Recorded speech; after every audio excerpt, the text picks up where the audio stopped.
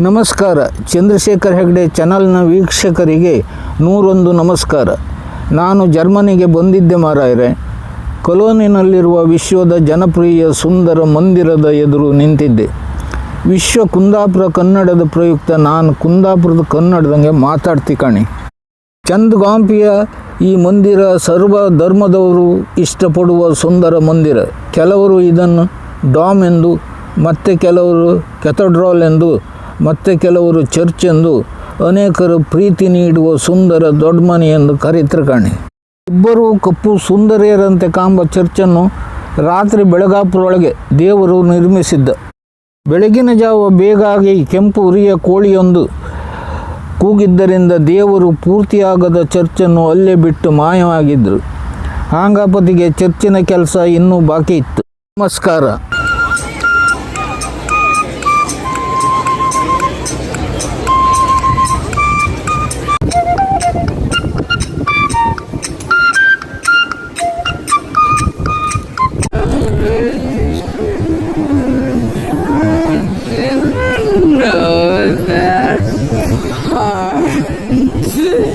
ನೀವು ಸತ್ತೆರಡು ನಂಬ್ತ್ರಿ, ಬಂಡಲ್ ಬಿಟ್ಟರು ನಂಬ್ತ್ರಿ. ಚರ್ಚ್ ಕಂಡು ಸಾಕಾಗಿ ಸುಸ್ತಾಗಿ ಹೊಟ್ಟೆಗೆ ಏನೋ ಸ್ವರೂಪನ ತಗೊಂಡ್ರೋ ಏನೋ, ಟೈಟಾಗಿ ಅಲ್ಲೇ ಮಲಗಿದ್ರು ಕಣಿ.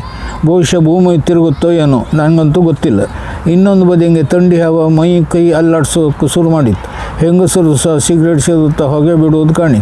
ಇಲ್ಲಿ ಹೆಂಗಸರು ಸಹ ಹೊಟ್ಟೆ ತುಂಬ ಸಿಗರೇಟ್ ಸೇದ್ರು.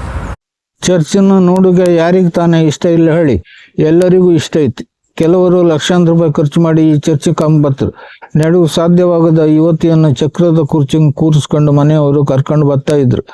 ಚರ್ಚ್ ಅನ್ಕೊಂಡು ಜೀವನದಲ್ಲಿ ಏನೋ ಗೆದ್ದೆ ಅಂತ ಖುಷಿ ಪಡುತ್ತಿದ್ದ ಯುವತಿ ಜೀವನವೇ ಸಾರ್ಥಕವಾಯಿತು ಎಂದು ಖುಷಿ ಪಡುವ ಸನ್ನಿವೇಶ ಇದು.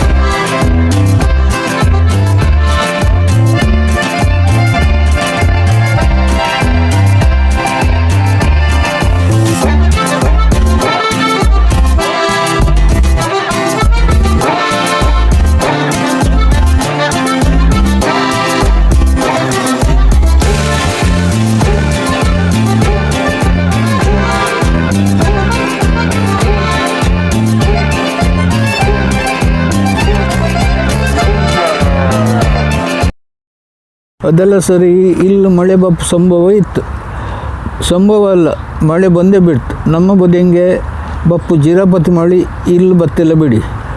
ಅಲ್ಲಿ ಮಳೆ ಬಂದರೆ ಕೊಡಿ ಇದ್ದರೂ ಮೈಯೆಲ್ಲ ಚಂಡಿ ಹತ್ತು. ಇಲ್ಲಿ ಮಾತ್ರ ಮಳೆ ಅಂದರೆ ನರಿ ಹಣ್ಣಿನ ಮದಿ ಆ ಪ್ರೀತಿಯಂಗೆ ಒಂದು ಬದಿಯಂಗೆ ಬಿಸಿಲು, ಮತ್ತೊಂದು ಬದಿಯಂಗೆ ಮಳೆ ಶುರು ಹಚ್ಕೊಂತದ್ದು. ಕೊಡೆ ಇದ್ದವರು ಕೊಡೆ ಬಿಡಿಸ್ಕೊಂಡು ಆಚೀಚೆ ಹೋಗ್ತಾ ಇದ್ರು. ಸೈಕಲ್ನಲ್ಲಿ ಹೋಗೋರು ಮಂಡೆ ಮೇಲೆ ಕೈ ಇಟ್ಕೊಂಡು ಹೋಗ್ತಾ ಇದ್ರು. ಸ್ವಲ್ಪ ಮಂಡೆ ಚಂಡಿ ಆಗುವಷ್ಟು ಮಳೆ ಬರ್ತಾಯಿತ್ತು. ಇಲ್ಲಿನವರಿಗೆ ಮಳೆ ಅಂದರೆ ಓಡಾಡೋದಂದರೆ ಭಾರಿ ಖುಷಿ. ಕಾಗಿ ನೆನೆದ ಹಾಗೆ ಮಳೆ ಹಂಗೆ ನೆನೆತ್ರ ಕಾಣಿ. ಕೆಲವು ಜೋಡಿ ಜಂಗಮರು ಮಳೆ ಬರಲಿ ಅಂತ ಕಾಯ್ತಾ ಇದ್ರು. ಮೈಗೆ ಮೈ ತಾಗಿಸ್ಕೊಂಡು ಥಂಡಿ ಮಳೆಗೆ ಬಿಸಿ ಮಾಡಿಕೊಂಡು ಹೊರಟಿ. ಅವ್ರ ಕತೆ ನಮಗೆ ಯಾಕೆ ಬಿಡಿ.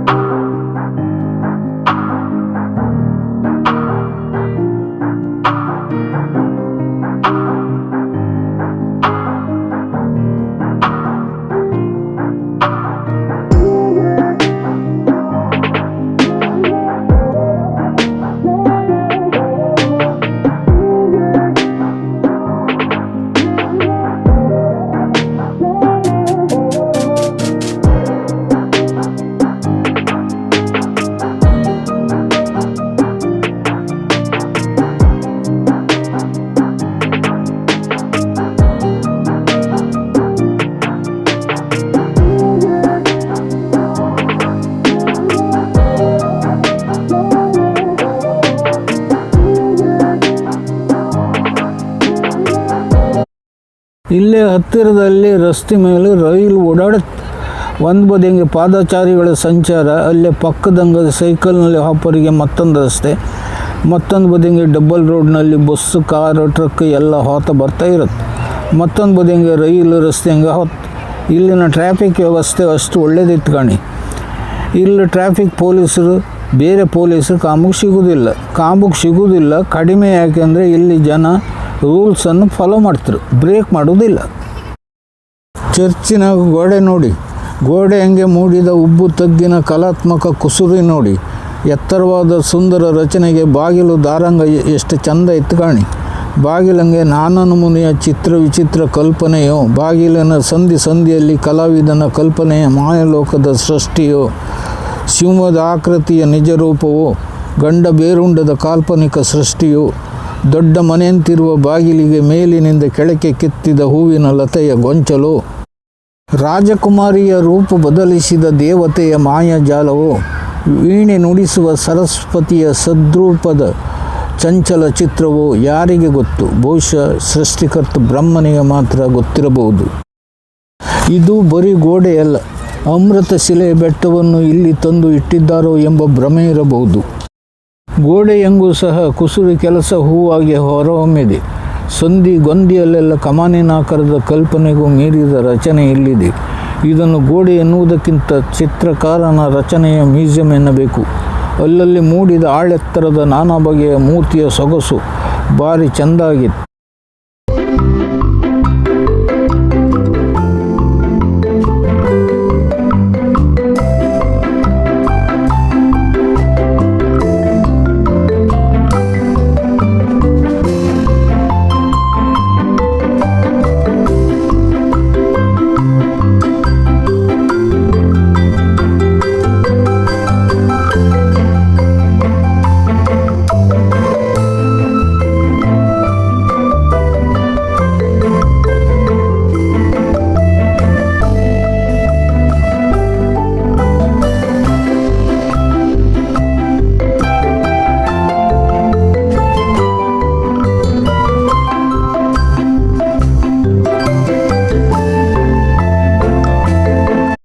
ಕೊಲೋನಿನ ಈ ಸುಂದರ ಚರ್ಚಿನ ಹಾಗೆ ಇದರ ಸುತ್ತಮುತ್ತ ಜಾಗ ಇನ್ನೂ ಚೆಂದ ಇತ್ತು. ಸುತ್ತಮುತ್ತ ಹೋದರೆ ಇಲ್ಲಿ ಕಾಮುಕು ತುಂಬ ಇತ್ತು. ಚಂದದ ನಗರ ಪ್ರದೇಶ ಕಂಡ್ರೆ ತುಂಬ ಖುಷಿ ಕೊಡುತ್ತೆ. ಜನ್ಮ ಜೋಡಿಯ ಪ್ರೇಮ ಸೇತುವೆ ಇಲ್ಲಿತ್ತು. ಜೋಡಿ ಜಂಗಮರ ಪ್ರೇಮವನ್ನು ಬೀಗದಲ್ಲಿ ಬಂಧಿಸಿ ಬೀಗದ ಕೈಯನ್ನು ರೈನ್ ನದಿಗೆ ಬಿಸಾಡುವ ಕ್ರಮ ಇಲ್ಲಿದೆ. ರೈನ್ ನದಿಯ ಬದಿಯಂಗೆ ಡಾಮ್ ಇದೆ.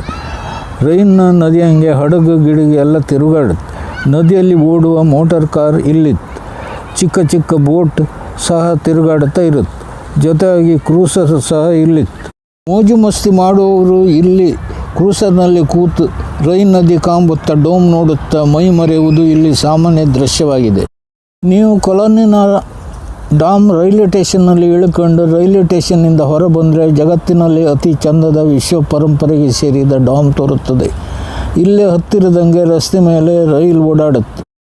ಪ್ರಪಂಚದ ನಾನಾ ಕಡೆಯಿಂದ ಕಾಂಬುಕ್ಕೆ ಬರ್ತಾರೆ. ಈ ಚರ್ಚನ್ನು ನೋಡಿ ಸ್ವರ್ಗಕ್ಕೆ ಹೋದಷ್ಟು ಖುಷಿ ಪಡ್ತಾರೆ. ಸ್ವರ್ಗಕ್ಕೆ ಒಂದೇ ಇಂಚು ಬಾಕಿ ಎಂಬಂತೆ ನಗುತ್ತಾರೆ.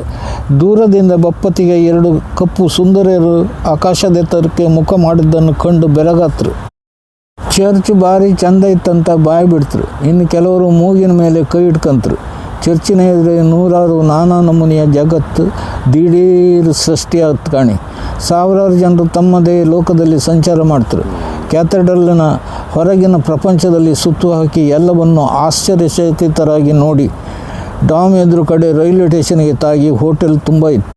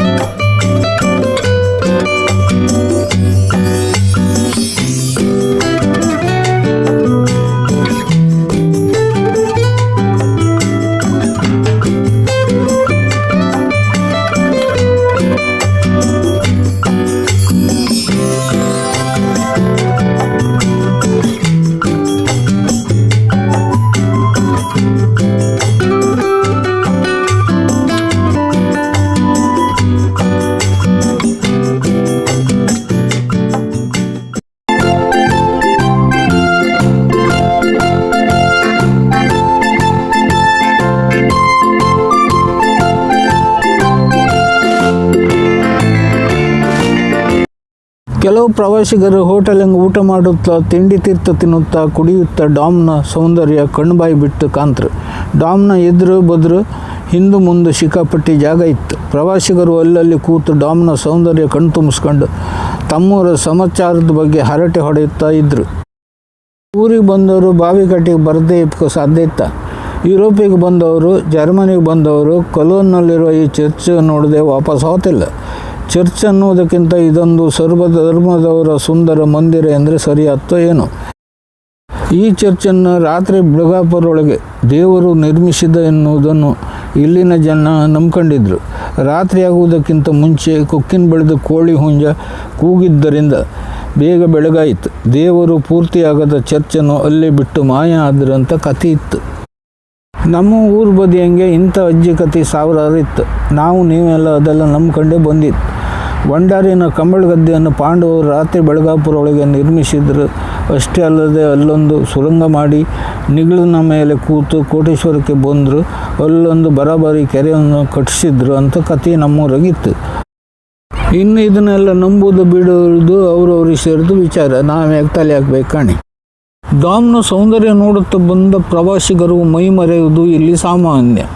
ಮೊದಲು ಬ್ಯಾಕ್ಗ್ರೌಂಡ್ನಲ್ಲಿ ಡಾಮ್ನ 2 ಕಪ್ಪು ಸುಂದರಿಯರು ಬರುವ ಹಾಗೆ, ಜೊತೆಗೆ ತಮ್ಮ ಸುಂದರ ಮುಖ ಬರುವ ಹಾಗೆ ಸೆಲ್ಫಿ ತೆಗಿತರು.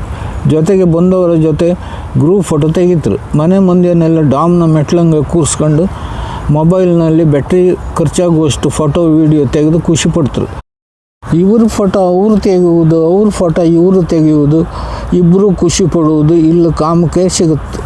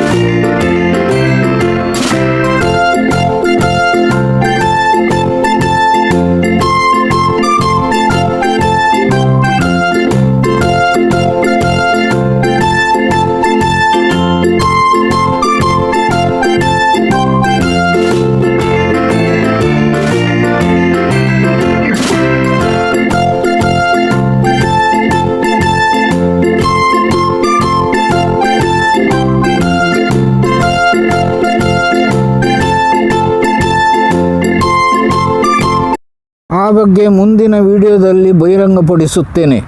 ಇಷ್ಟರವರೆಗೆ ವಿಡಿಯೋ ಪೂರ್ತಿ ನೋಡಿದ ನಿಮಗೆಲ್ಲ ನಮಸ್ಕಾರ. ಚಂದ್ರಶೇಖರ್ ಹೆಗ್ಡೆ ಚಾನಲನ್ನು ನೋಡಿ ಸಬ್ಸ್ಕ್ರೈಬ್ ಆಗಿ, ಲೈಕ್ ಮಾಡಿ ಮತ್ತು ಶೇರ್ ಮಾಡಿ. ಜೈ ಭಾರತ್ ಮಾತಾ ಕಿ ಜೈ, ಜೈ ಕರ್ನಾಟಕ, ಜೈ ಕುಂದಾಪುರ ಕನ್ನಡ. ಈ ಚರ್ಚಿನ ಕಾಮಗಾರಿ ಪುರ್ಸೋತಿಲ್ಲದೆ ನಡೀತಾ ಇತ್ತು. ಇಲ್ಲಿನ ಕೆಲಸ ಇನ್ನು 100 ವರ್ಷವಾದರೂ ಮುಗಿಯುವ ಲಕ್ಷಣ ಏನು ಕಾಂಬುವುದಿಲ್ಲ. ಒಂದು ಬದಿಯಂಗೆ ಕಾಮಗಾರಿ ಶುರು ಹಚ್ಕೊಂಡ್ರೆ ಆ ಕೆಲಸ ಮುಗಿಯುವ ಹೊತ್ತಿಗೆ ಇನ್ನೊಂದು ಕೆಲಸ ಆರಂಭವಾಗ್ತಾ ಇರುವುದು ಇಲ್ಲಿ ಮಾಮೂಲು. ಹಾಗಾಗ್ಕೊಯ್ ಈ ಕೆಲಸ ಪೂರ್ತಿಯಾಗುವುದು ಒಂದೇ ದಿವಸ. ಈ ಚರ್ಚ್ ಪೂರ್ತಿ ಆಗೋಕ್ಕೆ ದೇವರು ಸಹ ಬಿಡುವುದಿಲ್ಲ. ಯಾಕೆಂದರೆ ಚರ್ಚಿನ ಕೆಲಸ ಪೂರ್ತಿಯಾದರೆ ಜಗತ್ತು ಇರುವುದಿಲ್ಲ. ಭೂಕಂಪ ಆತ್ತು, ಪ್ರಳಯ ಆತ್ತು, ಜಗತ್ತು ನಾಶ ಆತ್ತಂತ ರೂಮರ್ಸ್ ಇಲ್ಲಿತ್ತು. ನಾನು ಇಷ್ಟೊತ್ತಿನವರೆಗೆ ಚರ್ಚಿನ ಹೊರಗಿನ ಭಾಗದ ವಿಚಾರವನ್ನಷ್ಟೇ ತಿಳಿಸಿದೆ. ಈ ಚರ್ಚ್ ಅಪೂರ್ಣವಾದಂತೆ ನಮ್ಮ ವರದಿಯು ಅಪೂರ್ಣವಾಗಿಯೇ ಇರುತ್ತೆ. ಯಾಕೆಂದರೆ ಚರ್ಚಿನ ಬಗ್ಗೆ ಎಲ್ಲವನ್ನು ವಿವರಿಸಿದರೆ ವಿಡಿಯೋ ಇನ್ನೂ ಸಿಕ್ಕಾಪಟ್ಟೆ ದೊಡ್ಡದಾಗಿ ನಿಮಗೆ ಬೇಸರ ತರಬಹುದು. ಇನ್ನು ಚರ್ಚಿನ ಒಳಭಾಗದಂಗೆ ನೋಡೋಕ್ಕೆ ತುಂಬ ಇತ್ತು. ಹೊರಗಿನ ಚರ್ಚಿನ ವೈಭವ ಕಂಡು ಎಲ್ಲರೂ ಸಂತೋಷಗೊಂಡಿರಬಹುದು. ಹಾಗೆ ಒಳಗಿನ ಭಾಗಕ್ಕೆ ಪೂರ್ತಿ ಕಾಂಬಕ್ಕೆ ಹೆಚ್ಚು ಕಡಿಮೆ 1 ದಿನ ಆದರೂ ಬೇಕಾಗ್ಬೋದು. ಇನ್ನೊಂದು ಪ್ರಾಮುಖ್ಯ ವಿಚಾರವನ್ನು ನಾನು ಮರೆತು ಬಿಟ್ಟಿದ್ದೆ ಕಾಣಿ. ಚರ್ಚಿನ ಅಡಿಭಾಗದಲ್ಲಿ ಕಾಂಬಕ್ಕೆ ತುಂಬ ಇತ್ತು. ಸುರಂಗ ಮಾರ್ಗ ಸಹ ಇತ್ತು. ಅಷ್ಟೇ ಅಲ್ಲದೆ ಚರ್ಚಿನ ಒಳಭಾಗದಿಂದ ಮೇಲೆ ಹೋಗಿ ನಗರದ ಪಕ್ಷಿ ನೋಟ ನೋಡೋಕ್ಕೆ ಮೆಟ್ಲಿತ್ತು. ಅದನ್ನು ಕಂಡ್ರೆ ಮೈ ಜುಮ್ ಎನ್ನಬಹುದು. ಆ ಬಗ್ಗೆ ಮುಂದಿನ ವಿಡಿಯೋದಲ್ಲಿ ಬಹಿರಂಗಪಡಿಸುತ್ತೇನೆ. ಇಷ್ಟರವರೆಗೆ ವಿಡಿಯೋ ಪೂರ್ತಿ ನೋಡಿದ ನಿಮಗೆಲ್ಲ ಧನ್ಯವಾದ. ಸಬ್ಸ್ಕ್ರೈಬ್ ಮಾಡಿ, ಲೈಕ್ ಮಾಡಿ, ಶೇರ್ ಮಾಡಿ.